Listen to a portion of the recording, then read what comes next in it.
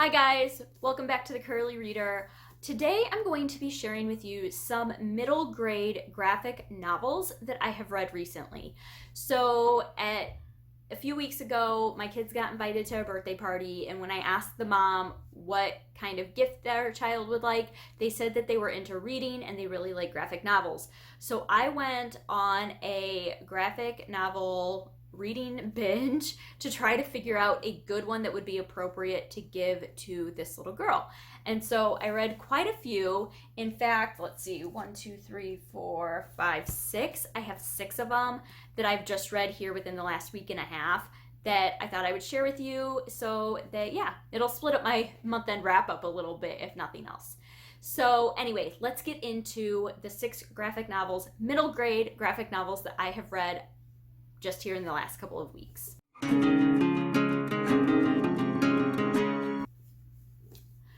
The first graphic novel that I want to talk about is Ghosts by Raina Telgemeier. This is one that was on my summer TBR, and so I went ahead and read this one. This one was a little bit different. It was not quite it was just different compared to Raina Telgemeier's other 3 novels. This one follows our main character. Let's see if I can find her name.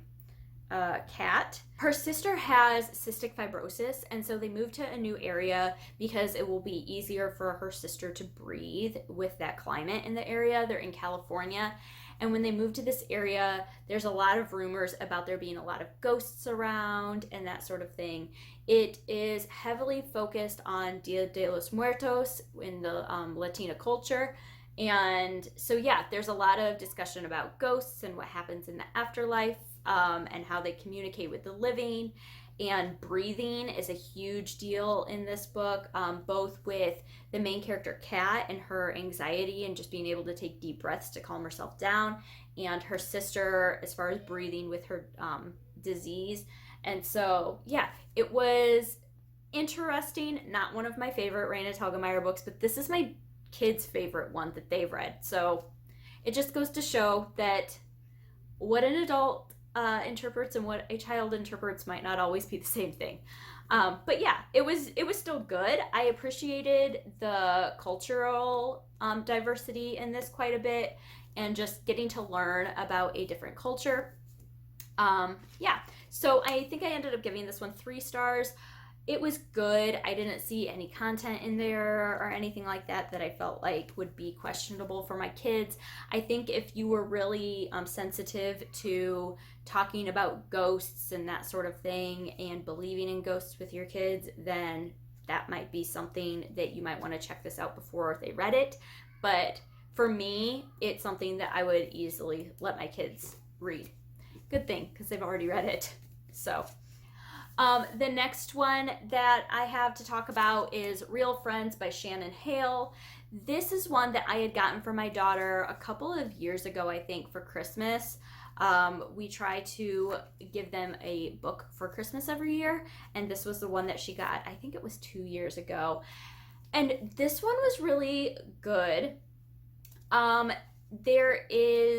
It's about a girl, I think it starts when she's like 4 or 5, going into kindergarten, and it's just about her different friends throughout her childhood, and how just because somebody's your best friend in kindergarten doesn't mean they're going to be your best friend in 2nd grade or 3rd grade or whatever, and about how each of her friends has served a purpose throughout the years. It talks about her sister, and there's some kind of emotional abuse that happens with her older sister, and just the way that she treats her. It's not very nice. But I thought that this was a really great book that talks about the importance of friendship and different friends, and who's a good friend and who's not, and how some friends come and go, and that's okay. So this one was a great one. I ended up giving that one 4 stars. The next one that I have here is Invisible Emmy by Terry Libinson. I got Invisible Emmy and Positively Izzy is the next one. I got them both for my kids at Barnes & Noble last year, I think. And so I went ahead and picked this one up. This one is it's a graphic novel, but it's written in chapters, but there's also like graphic novel elements to it. But I went ahead and put this one kind of in with these other graphic novels because that's why I read it.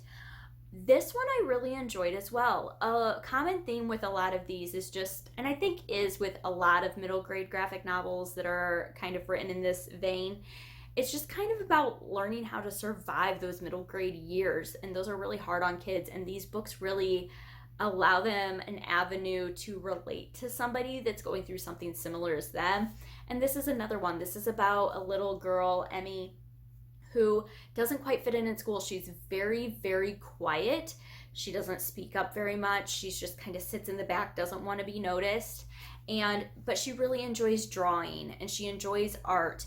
And so throughout the book, like these pages are her story, and then you also get to meet Katie, who is the popular girl and wears the right clothes and has the right friends and everything works out for her. And she is told in this format, and then Emmy is told in the actual story. And it's kind of written in a diary-esque format. It's not dated or anything, but it's definitely told in first-person point of view. And it's just about Emmy, and she writes a letter to a boy, and the letter falls out of her backpack and gets found and passed around school, and she starts getting made fun of for it, and how she handles that situation and how Katie and her kind of intersect. And I enjoyed this one quite a bit.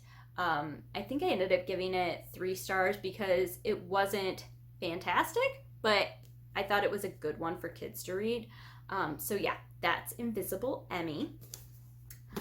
And then I got from my library, I got Sunnyside Up and Swing It Sunny, which is the sequel or second one. I don't know, however you want to say it.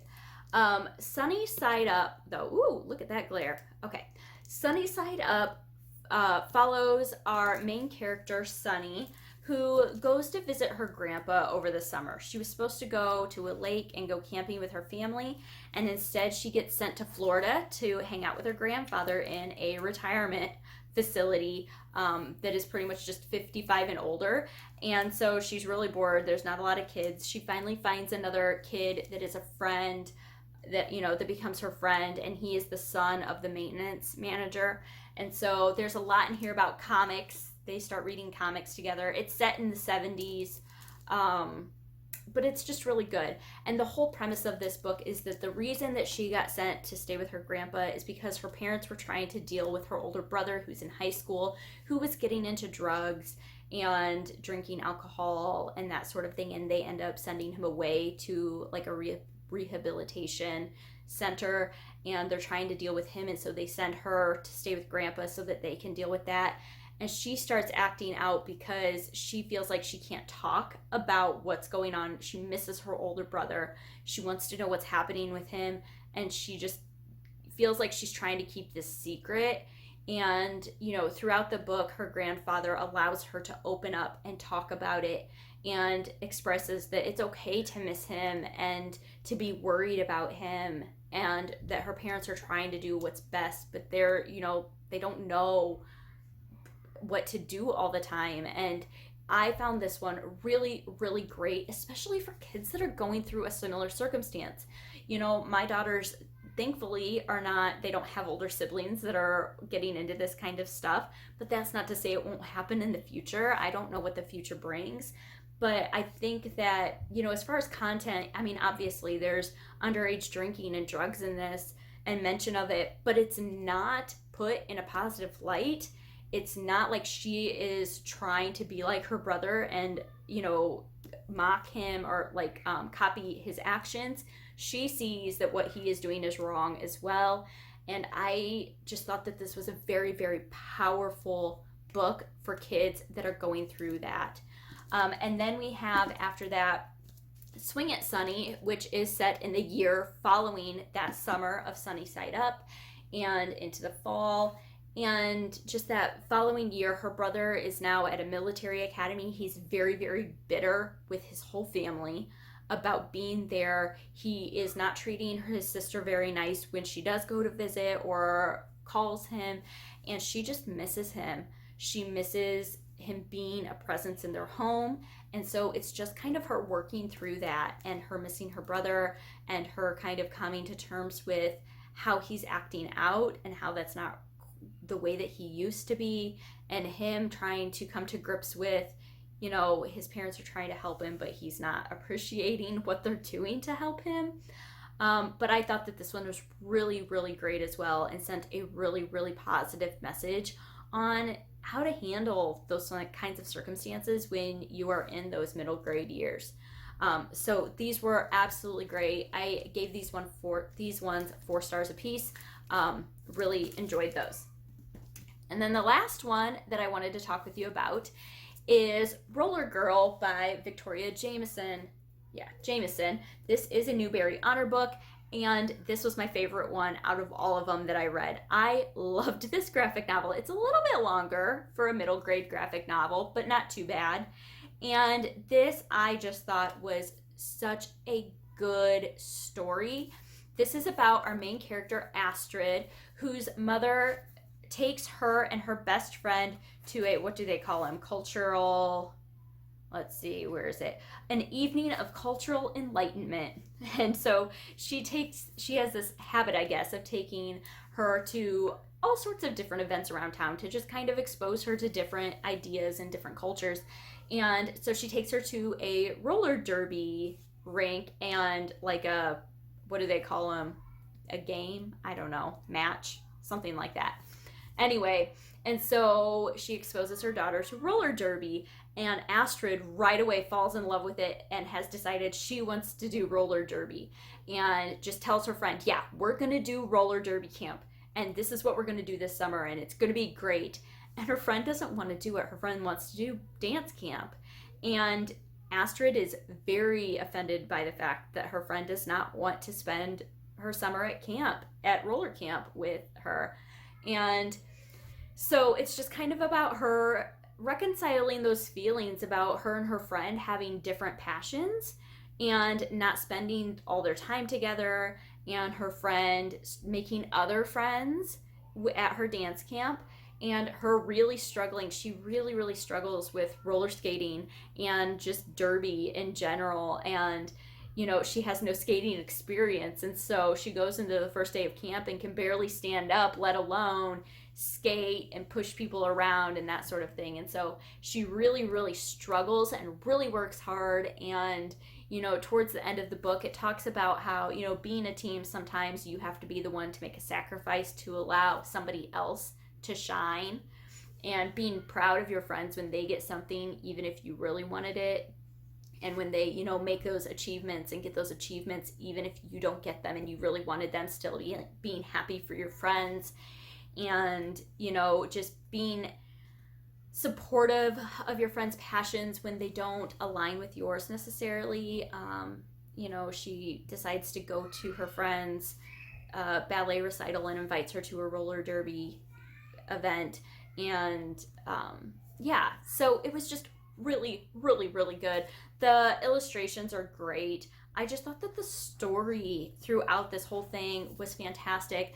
There's a huge part where, she basically lies to her mom the whole summer and tells her that her friend is coming to camp with her, and her friend's mom is giving her a ride home. And then when it all comes to light that that wasn't the case, she gets in major trouble because she's been coming home by herself and crossing highways that she shouldn't have been, and her mom didn't know.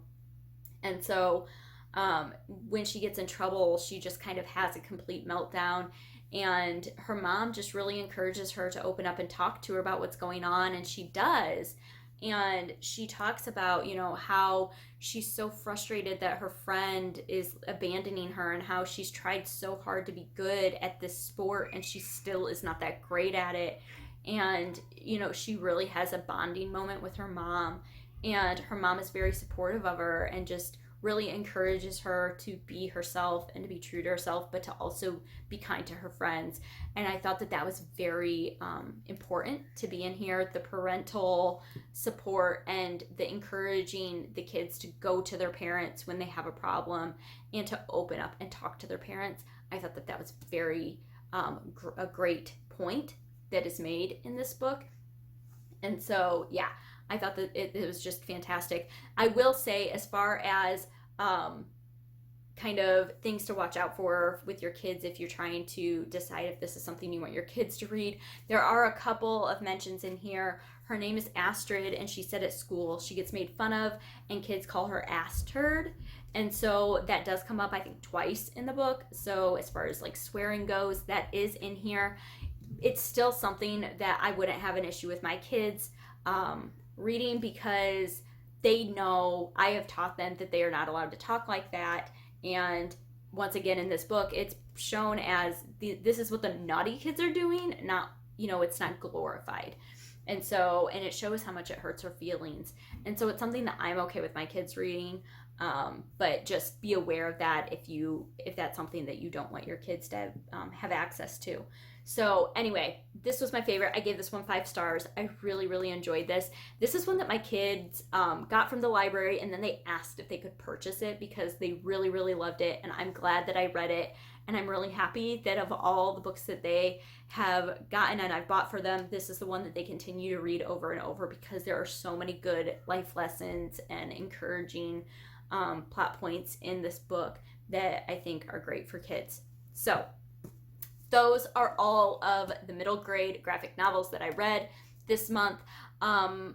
This is, once again, I am not a middle grade student. I am a parent of middle graders. And so, take my opinion for what it is. But these are the ones that I read, and I enjoyed most of them. I enjoyed all of them. I enjoyed some more than others.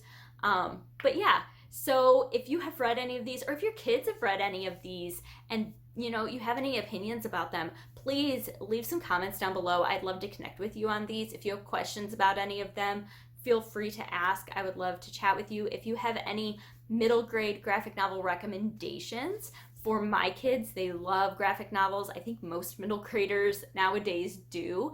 Then leave those down below as well. We'd love to check some new ones out. And other than that, I hope that you enjoyed this, and I hope that you stick around and subscribe. And until next time, see ya!